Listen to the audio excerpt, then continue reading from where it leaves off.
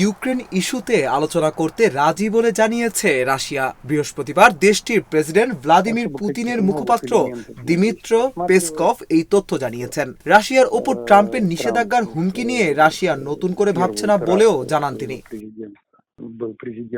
British সংবাদ মাধ্যম BBC বলছে, এর আগে বুধবার ট্রাম্প রাশিয়াকে সতর্ক করে বলেছিলেন এ যুদ্ধ বন্ধ করতে ব্যর্থ হলে রাশিয়ার উপর উচ্চ শুল্ক ও আরও নিষেধাজ্ঞা আরোপ করবেন।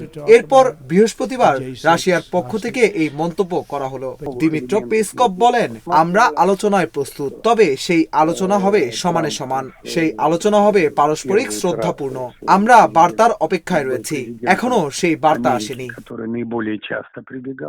বুধবার ট্রাম্প তার ট্রুথ সোশ্যাল পোস্টে বলেন, আমি রাশিয়ার উপর চাপ সৃষ্টি করতে যাচ্ছি যার অর্থনীতি ব্যর্থ হচ্ছে, এবং প্রেসিডেন্ট পুতিন একটি খুব বড় অনুগ্রহ।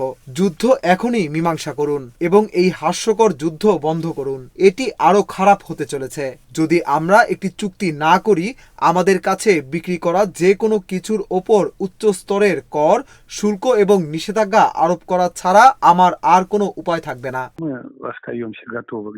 এ ব্যাপারে রুশ প্রেসিডেন্ট ভ্লাদিমির পুতিনের মুখপাত্র দিমিত্র পেসকভ বলেন, ট্রাম্প এভাবেই কথা বলেন। প্রথমবার ক্ষমতায় থাকার সময়ও তিনি এভাবেই কথা বলেছিলেন।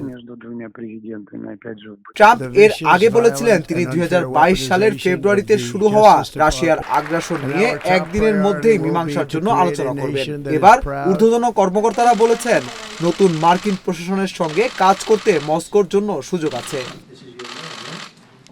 পুতিন বারবার বলেছেন তিনি 2014 সালে শুরু হওয়া যুদ্ধের অবসানের জন্য আলোচনা করতে প্রস্তুত, তবে ইউক্রেনকে রাশিয়ার আঞ্চলিক লাভের বাস্তবতা মেনে নিতে হবে। তিনি ইউক্রেনকে ন্যাটোতে যোগদানের অনুমতি দিতেও অস্বীকৃতি জানিয়েছেন।